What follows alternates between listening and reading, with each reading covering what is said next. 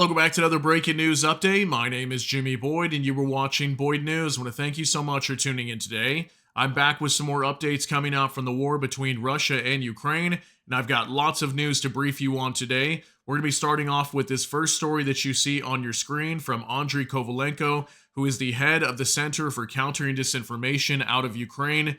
He was warning yesterday that Russia is preparing a massive attack onto their country using primarily ballistic and cruise missiles. As we know, recently, the Russians just carried out a major attack onto Kiev yesterday. He was actually claiming that this attack definitely was major, but it is nothing like what it is coming. So yesterday in Kiev, they came under attack by drones, cruise missiles, and ballistic missiles fired from Russia, some of these even being North Korean KN-23 ballistic missiles.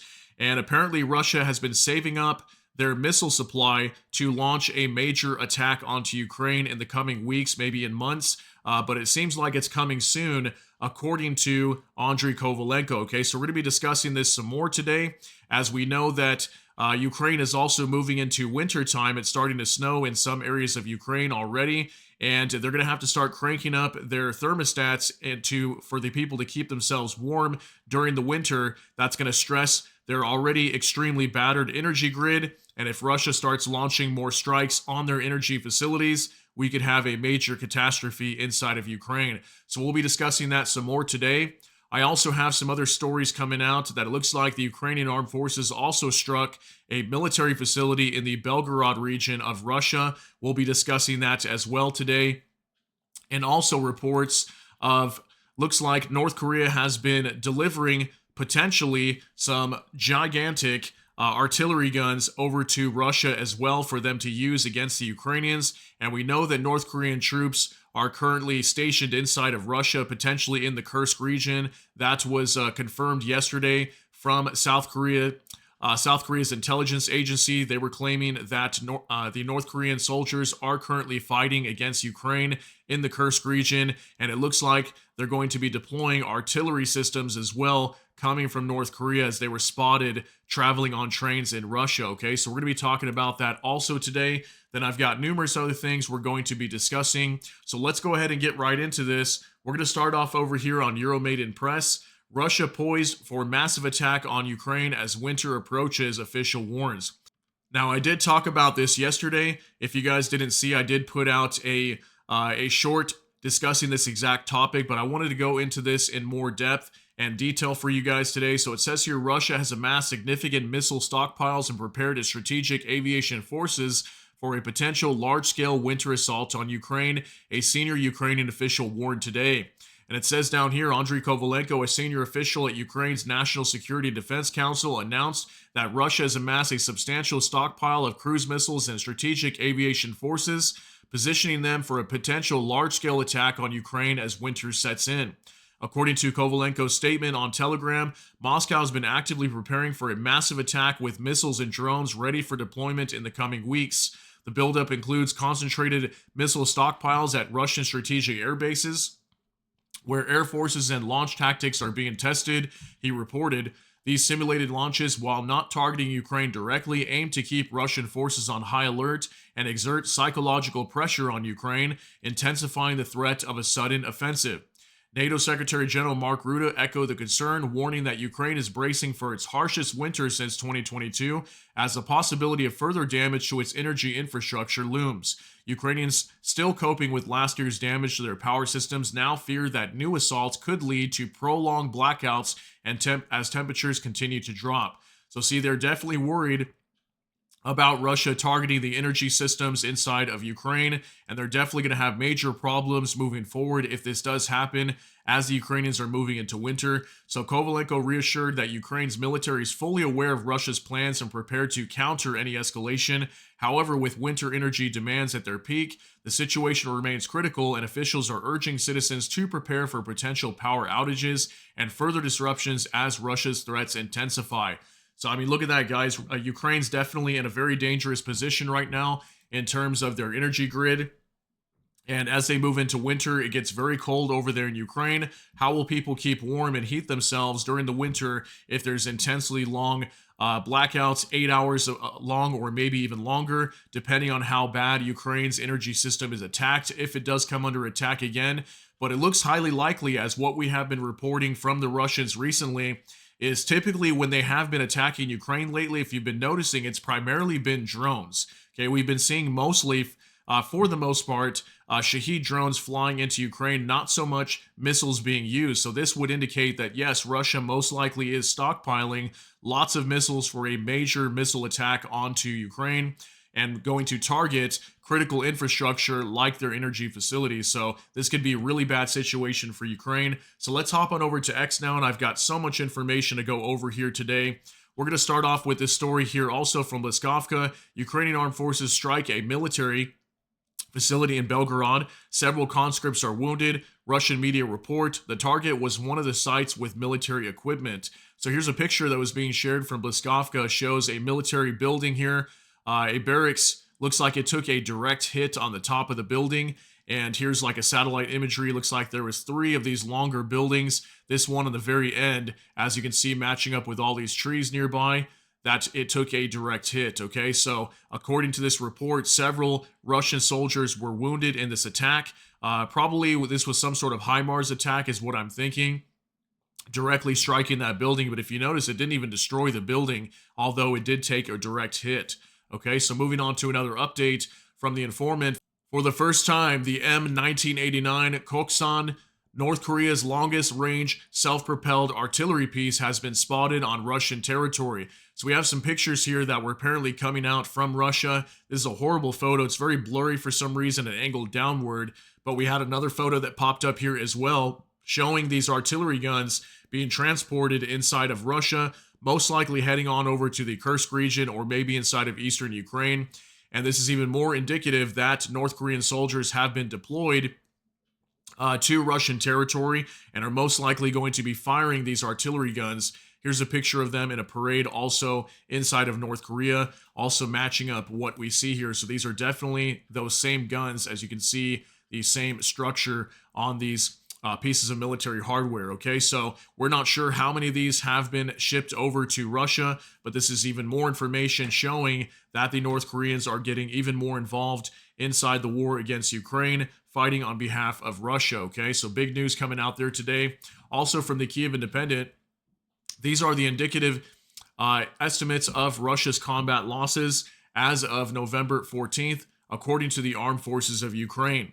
And here's a post that was shared from the Kyiv Independent showing the active losses as of November 14th today. And if you notice, just in the last 24 hours, they're already reporting another 1,690 troops. So what we have been seeing over the last maybe month or so is Russia has apparently been losing somewhere around 1,500 troops a day. And just the other day, we reported 1,950. So it looks like they're starting to take even more losses daily. We're starting to see a higher average daily loss of troops on the Russian side, assuming these numbers are correct. But that's what the Kyiv Independent was reporting today directly out of Ukraine, is that the estimates were around 1,690 losses. And as you can see here, another 124 vehicles and fuel tanks being destroyed, and 19 tanks alone, okay, just in the last 24 hours. So the Russians are definitely taking on massive amounts of losses every single day. How long can Russia keep this up with this amount of losses is the real question. Okay, also from Glasnost Gone, Putin's cannon fodder conveyor belt in a Russian army base. Hundreds of wooden boxes contain dead Russian soldiers. One hangar is used to seal up cheap red coffins, which are then placed into wooden boxes. Bodies of soldiers are simply left on trolleys.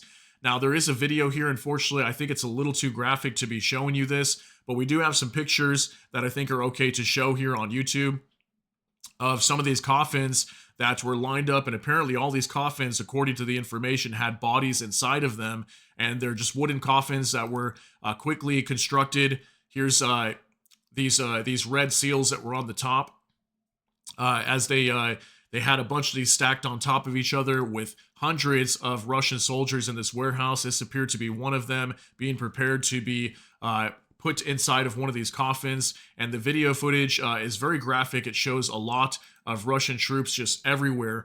Yeah, apparently this is indicating also the massive amount of losses that the Russians are taking. And we have repeatedly seen this. And something that I was thinking about recently, as we have been hearing that the Russians are taking a lot of losses, is think about this.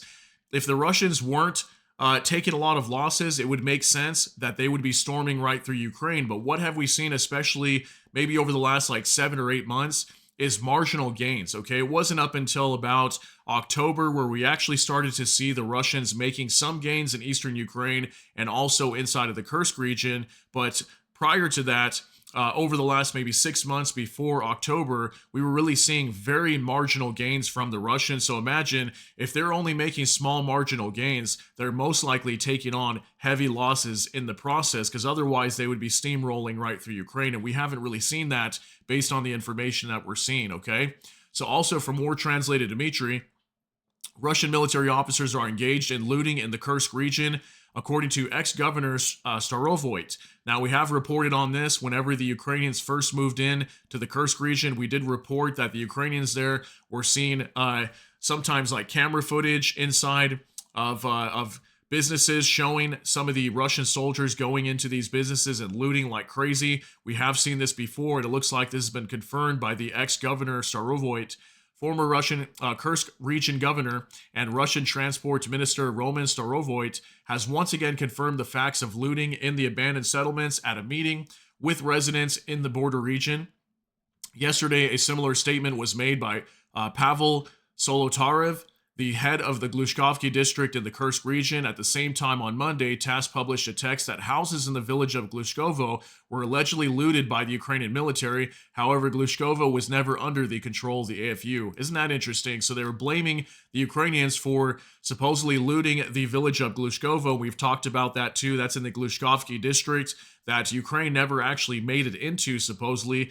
They had, from what I understood, gotten close to the city, but we never actually heard of Ukraine taking control of Glushkovo.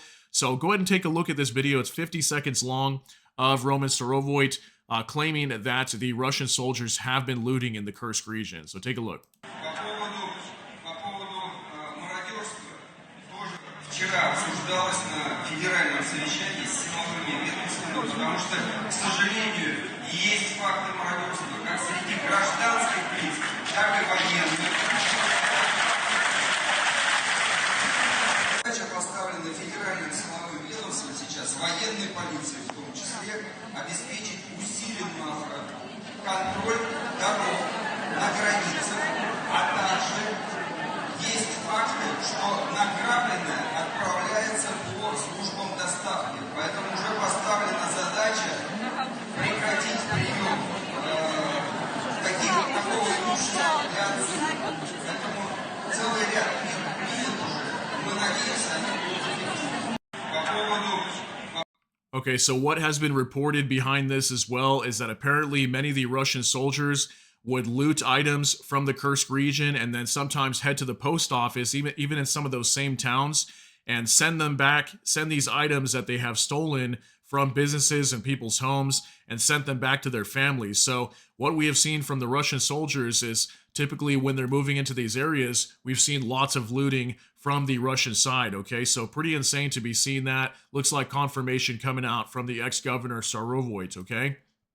Also from Euromaidan Press, Frontline report, Ukraine traps Russian forces in the Kursk direction after calculated withdrawal. Ukrainian forces allowed Russian mechanized units to advance through lowland settlements before cutting them off from high ground positions in forests and hills.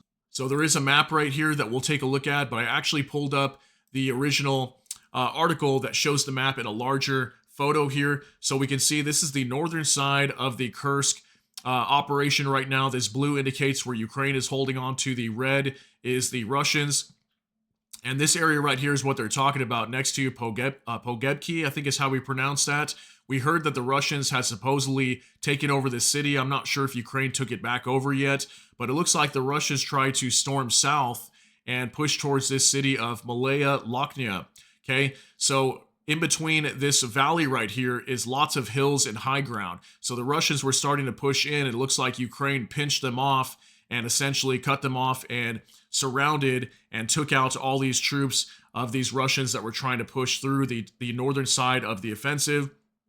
Looks like it was a successful operation from the Ukrainians. We've been seeing a lot of that this information coming out recently, not only from the Kursk region, but also near in the Donetsk region as well. Okay, also from Max 24, yesterday the enemy again made as many as 5 attacks on Novo Ivanivka in the Kursk region. Russians used 16 units of equipment, of which at least 10 units were completely destroyed. At the same time, the enemy suffered up to 100 people killed and wounded. Okay, so this is near the village of Novo Ivanivka. We actually have been talking about this quite a bit lately over the last few days in the Kursk region. Yet again, another report of massive amounts of losses from the Russians. They have been gaining a foothold for the most part inside the Kursk region, as somewhere around half, maybe a little bit more of territory from the Ukrainians has been taken back, okay, from the original start of the Kursk offensive. But for the most part, we have been hearing that if the Russians are making any gains over here, they are enduring massive amounts of losses, okay, in troops and military vehicles and equipment. Okay, also from Max 24, the Russian landing force was knocked out of Kupiansk. The enemy did not gain a foothold, according to MVA.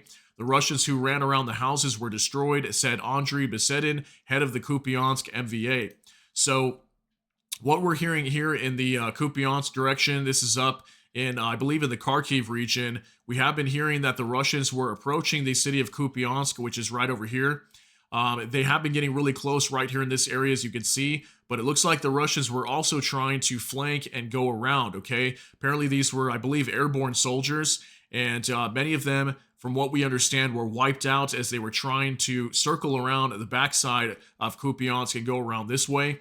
So, looks like, once again, yet another failed attempt to try to encircle Kupiansk. So far, the Russians have been not able to reach the city of Kupiansk, but they are getting extremely close right now. So it's very tense in this area from what we have been hearing. Okay, also from the Kyiv Independent, I can't imagine Trump abandoning Ukraine. Duda says, Trump will not allow Russia to destroy Ukraine because he does not like to lose, and because the U.S. has already invested too many resources to let them go to waste, the Polish president said. Okay, this was according to Andrzej Duda, the president of Poland, coming out and saying that he does not think that Trump will abandon Ukraine. In my personal opinion, I don't think he'll completely abandon Ukraine as well. I think what I believe is that, for the most part, he just wants to end this war and just kind of pause the fighting, so that way people don't lose their lives, that whether it be Ukrainians or Russians, that people don't deserve to die in what he considers a senseless war, that this war should have never began. Now, I know some people may think that, maybe the war was meant to happen, or Russia should have never invaded Ukraine to begin with. It's obviously a very controversial situation, but this is what Andrzej Duda believes, okay, is that Trump will most likely not abandon Ukraine. If anything, from what we have been hearing from the Trump plans, is just to freeze the front line where it's at. There is a high possibility that maybe he might try to push for Ukraine to cede the territories that have currently been taken by Russia on over to Russian territory, but we'll have to see what happens here. This is obviously just speculation at this time, coming from the Polish president. Also from PS01, breaking, Israel has provided Ukraine with an early warning system, and the launch is in its final stage, according to the Ukraine ambassador to Israel. So this was the original report coming out in RBC Ukraine. Israel's early warning system is in its final stages, according to the ambassador. Reported on November 14th, 2024 today, says Israel has already provided Ukraine with everything needed to implement an early warning system. Currently, its launch is in the final stages. Ukraine's ambassador to Israel, Yevhen Kornichuk, during the Kyiv Jewish Forum reports. Okay, so looks like Israel's working on an early warning system for Ukraine, which I believe would allow them to get early advanced knowledge of attacks coming into their nation, whether it be missiles, drones, whatever it might be. This could be a major upgrade for Ukraine's air defenses, so that way their teams can be ready to shoot down incoming projectiles into their nation. So that was a huge report just coming out today from PS01. Also from LX, Leningrad, Russia. And he says, this stuff's derailed, yo. Another freight train derailed in Leningrad region. 6 carriages of freight train derailed in Gachina. The press service of the Northwest Transport Prosecutor's Office reports The cause has not yet been specified. Traditionally, there are no casualties reported. So we've got just a short clip here. I think it's about like 4 seconds long. Then we got a couple pictures to take a look at. So let's go ahead and start off with this first video here.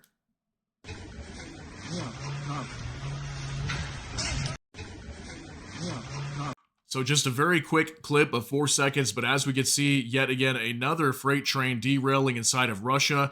We've seen so many of these throughout this year, dozens of freight trains just derailing all over the place. We don't know if these are just natural events that are happening, or is this Russia's railroads that are not being maintained, and maybe they're falling apart, or is this some sort of sabotage events? We don't really know what is happening over here, but we have a few pictures to show you guys as well.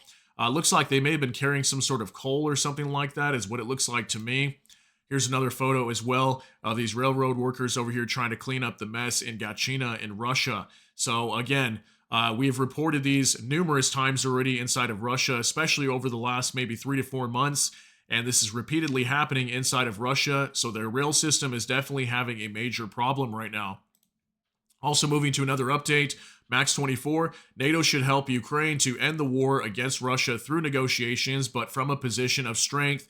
According to Mark Rutte, who is the Secretary General of NATO, only the government of Ukraine can decide whether to start negotiations with Russia and how to end this war. So once again, we continuously hear from Mark Rutte that he wants to take NATO and all the partners of Ukraine to support Ukraine even further, give them the power needed to put them in a position of strength as they move into negotiations with Russia, so that way they can have the upper hand. And if you notice here, he also says that the government of Ukraine can decide whether to start negotiations, mainly saying that, it's up to Ukraine when they're ready to negotiate, because obviously they were the ones being attacked. So wait for them to be in the prime position to start to negotiate, so that way they can get the best possible deal when these negotiations come.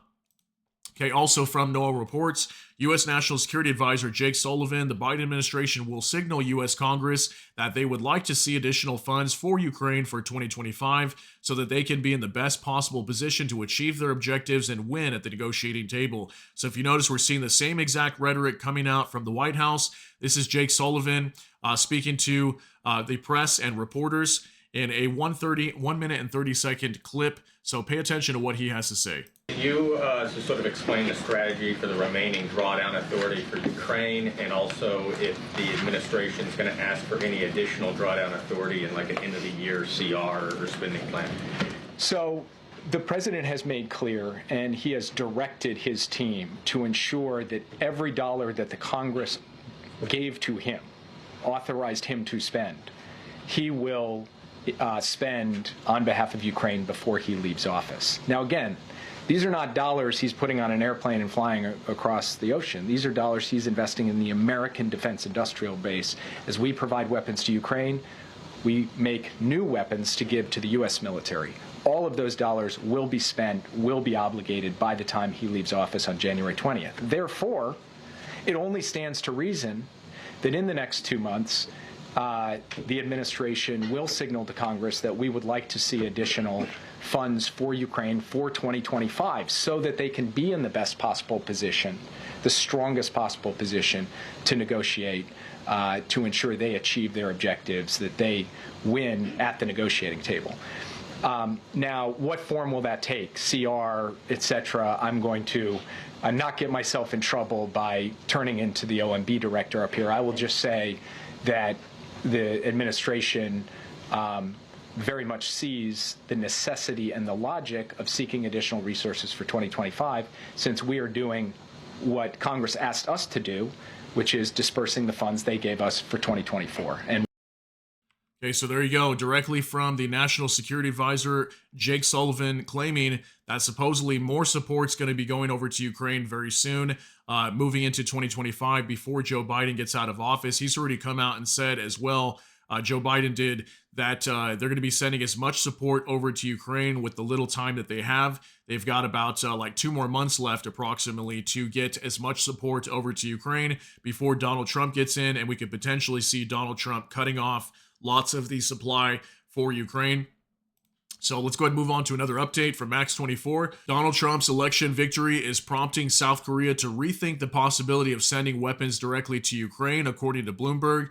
President Yoon Suk Yeol's government now has to consider the U.S. president-elect's stance as it looks at whether to change its long-standing policy of not sending lethal aid to Kyiv.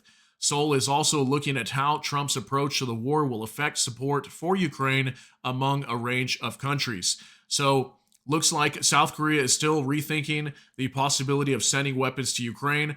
Will they send them? We don't know for sure, but obviously with Donald Trump being in office very soon, would that backfire in South Korea? Would it potentially help out South Korea? Let me know what you think down below. But we're still waiting to see if there is going to be an official response coming from South Korea to start backing Ukraine, as they have come out and warned that they might start potentially sending weapons to Kyiv and Ukraine to support the Ukrainians as North Korean troops have officially joined the war. Okay, also, now we're going to go over this, going to be a lot of reading, but I want to show you guys this story coming out from War Translated Dimitri. Bodies, bodies, bodies of our soldiers. They're visible everywhere as far as the eye can see, only the dead. A Russian blogger shares a harrowing account of the battle for Vovchansk, adding his own commentary. The Botox president's gamble to break through into the Kharkiv region has turned into a catastrophe with colossal losses. Now, a lot of this has to do with Vovchansk, which is that border town very close to Kharkiv. When we heard months back that Russia launched a major offensive into the Kharkiv region, then we heard they started to stall out, and then it basically went nowhere from the information we were seeing. So I want to show you guys some of these reports here. It's going to be a little bit of reading, so bear with me. Story of an assault trooper, Vovchansk. 50 meters, maybe less, in the gray pre-dawn haze or the impending evening darkness. It's impossible to determine the exact distance at any other time. Peeking out from the basement of a completely destroyed building would be strictly not recommended, and the basement itself is mostly filled with rubble, concrete beams, tiles, and metal structures. I've been hiding under them for an 8th day. A sniper's bullet went through my leg. Luckily, it passed through the soft tissue. The hole is quite large. You can stick a finger through it. 50 meters, no more. Say those who managed to cross that distance in our direction. The path is blocked by debris, construction waste, and bodies of our soldiers. They are everywhere. As far as the eye can see, there are dead. Some lie in the basement where we're hiding. Some have been there just for 1 day, others for 15. Those who can't move lie there the longest. They need evacuation, but there is none. There is no sign of it. These 50 meters are completely controlled by Banderite drones and snipers. When the drones aren't flying, everything is fried upon by mortars. Their spotters never sleep. As soon as one of ours appears in the open for just a few seconds, several mortar shells land on them immediately. So this completely shows, if this information is true, how difficult it's been for Russia to push into the Kharkiv region. We've heard lots of losses on the Russian side, particularly just moving into Vovchansk alone. They moved in and then they started to get pushed out, and they haven't really moved past that city, okay? If they are inside of the Kharkiv region, in close to the border of Russia, then they haven't moved very far, according to the information that we have seen. Also says here, there are many who have died or been fatally wounded. They are already lying in 2 or 3 layers close to the wounded. The persistent smell of death and decaying flesh fills the basement. The guys are rotting, and the medic can't help them. He only gives painkillers delivered by drones, medicine, and a pack of cigarettes. That's all the help we get from those sitting just 50 meters away. You can only breathe in short gasps. Twilight has begun. The sky is filled with clouds, and the wind has started to blow in the gusts. Over the radio, all the wounded who can move on their own are advised to make a run for it. I tape up my pants that were cut while bandaging. I cautiously peek out from the basement. The buzzing makes me duck back inside. I play this peek and look game for about an hour. The birds fly in flocks. It quiets down a bit. I listen. I decide. A quick dash outside. Behind me is Igor. His arm is shattered, but both legs are intact. We leap over one body, then another. Now a slight incline. Then we reach a hole in the wire fence. No matter how hard I try to aim carefully, I still snag my hat on the fence. It stays there. A large part of the way is covered. Just a little more and we'll be safe. Whiz, an explosion behind us. A hot wave passes over me. I glance back. Even a second of hesitation could cost me everything, but I turn my head away. The kamikaze drone hit Igor. His lifeless body was thrown aside. I make one last lunge, slip through the broken gate, and into a relatively safe place. I hear several mortar explosions. I don't know if anyone ran after us. If anyone did, they certainly weren't as lucky. Pretty crazy, right? It also says, will I go to the front again? I hope the wounds heal slowly. When you know no one is coming to save you, the desire to fight disappears completely. Commentary from a Russian, a vivid illustration of a positional deadlock and the brilliance of the general staff. They begun an offensive in the Kharkiv region in May 2024, only to get caught another meat grinder. No security zone was created for the Belgorod region, and they failed to prevent incursions into the Kursk area. Meanwhile, they destroyed the valuable and much-needed Vovchansk aggregate plant, which was serving our aviation industry. The outcome is all too clear. We're mirroring the losses of the Banderite counteroffensive of summer-fall 2023. Yes, we are taking territories, but at a numerous cost, leaving them shattered. The exhaustion of this offensive is only a matter of time. Even Deputy Borodai speaks of shortages in infantry and ammunition. What kind of European expansion can there be at this rate? It's a new Verdun, and all the while, the command centers in Kiev remain operational. Ukraine's logistics intact and their rear unbroken. This only triples the casualties on both sides. Replenishing reserves? That would require a severe mobilization of reservists, which the leadership won't risk due to catastrophic implications. And even if they did, such a move is at least a year overdue. We were told the story of the chicken pecking grain by grain and about grinding down the Ukrainian forces. But the reality is, gentlemen, that Trump will push both sides to a ceasefire or freeze. He'll force an acknowledgement that aims of the special military operation haven't been achieved.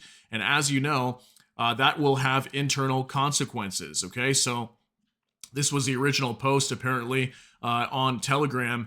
And according to this information as well, at least the experience from this one soldier who wrote this, it definitely is not looking good for the Russians, at least in some areas, especially up in the Kharkiv region. We definitely have not heard of many advancements from the Russians up in that area pushing towards Kharkiv, coming from the Russian border. So that was a pretty crazy story. I know it's a little bit longer, but I think it was a very good story to show you guys. So a few more things to show you before we get you out of here. PS01 breaking. Ukrainian hackers installed a spyware virus on the personal computer of Russian General Romanchuk, which then infected other computers. They managed to download a spyware virus onto the personal computer of Colonel General Alexander Romanchuk, commander of the Russian forces in the Zaporizhia sector in 2023. The latter distributed the malware to a number of the other devices in the main headquarters of the Russian group. The surveillance operation lasted more than a year and a half and provided information about the enemy's plans, the location of its forces, and intelligence assets. So it looks like Ukrainian hackers are at it again, installing spyware viruses on personal computers of a Russian general and potentially stealing information as well. So we've seen this a lot from the Ukrainians, that many of their hackers have hacked.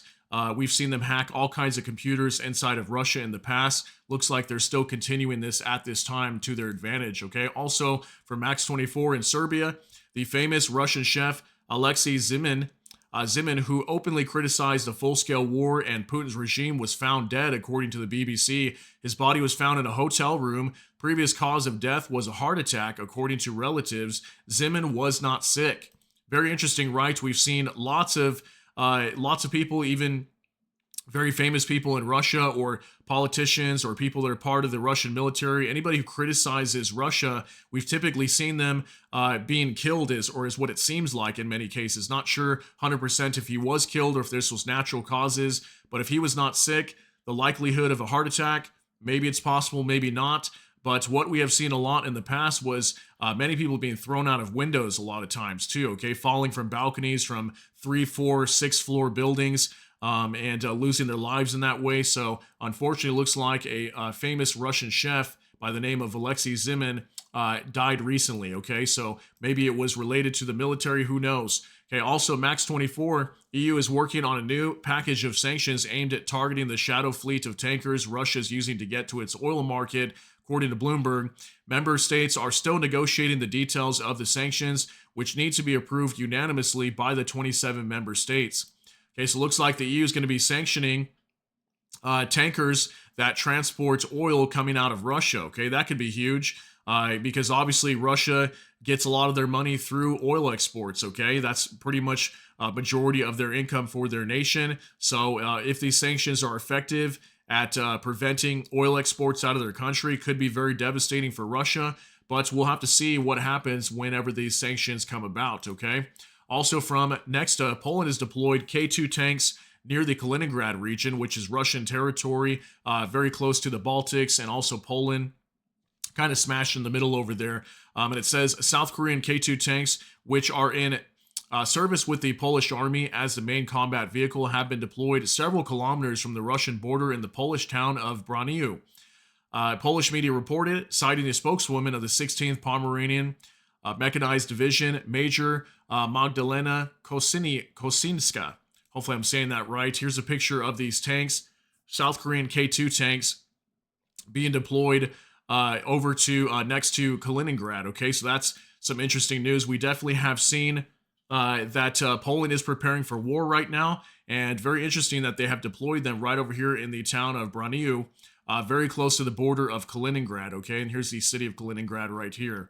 So that's some interesting information coming out from Poland. They've definitely been making some moves lately. Also from Andriy Sybiha, who is the Minister of Foreign Affairs from Ukraine. This is Toretsk, a quiet Ukrainian town of about 35,000 people before the war. Right now, Russia's merciless bombardment, is razing it to the ground. This is not a two-sides war. Russia is the aggressor. Ukraine defends itself. False moral equivalence must stop. Take a look at this photo, guys. This is a city on the eastern side of Ukraine in the Donetsk region called Toretsk.